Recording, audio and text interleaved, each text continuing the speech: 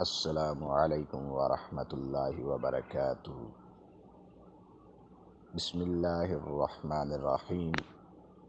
دینی اسلام قبول کرنے کے علاوہ اللہ عز و جل کی بارگاہ میں قیامت کے دن نجات اور کامیابی کا کوئی اور ذریعہ قطعاً نہیں ہو سکتا۔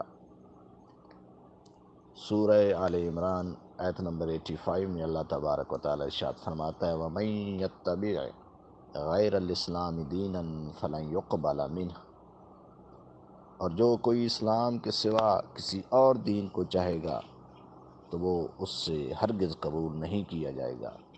وَهُوَ فِي الْآخِرَةِ مِنَ الْخَاسِرِينَ، اور وہ آخرت میں نقصان اٹھانے والوں میں سے ہوگا۔ اللہ کے ہاں دین جو ہے صرف اسلام ہے، اس کے علاوہ کوئی اور دین نہیں چلے گا۔ سورہ آل عمران آیت نمبر 19 میں اللہ تبارک و تعالی ارشاد فرماتا ہے ان الدین عند اللہ الاسلام، بے شک دین اللہ کے نزدیک صرف اسلام ہے۔ اسلام کے علاوہ ہم اللہ کے ہاں کوئی دین قبول نہیں کیا جائے گا۔ اس لیے میرے بھائیوں، مسلمان بن کے رہنا چاہیے۔ یہ فرقہ واریت نے ہمیں مختلف فرقوں میں بانٹ دیا اور ہم ایک دوسرے سے دور ہو گئے۔ اللہ کے نزدیک صرف اسلام ہے اور ہم مسلمان ہیں اور ہمیں مسلمان کہلوانا چاہیے۔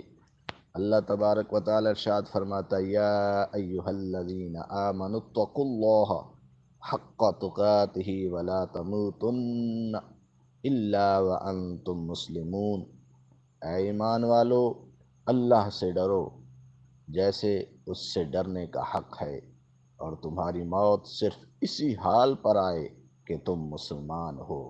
وانتم مسلمون، تم مسلمان ہو۔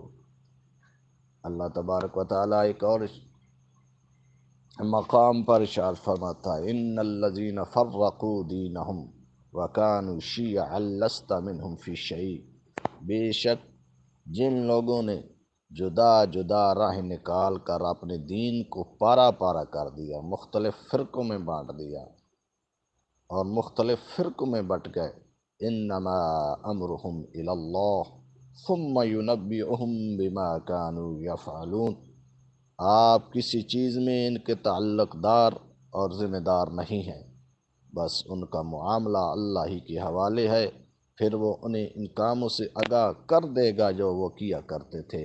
یعنی فرقہ واریت میں بٹ گئے اور مختلف فرقوں کی پہچان بنا لی، اور اللہ کے نزدیک تو صرف اسلام ہی تھا اور تمہیں مسلمان ہونے پہ فخر ہونا چاہیے تھا۔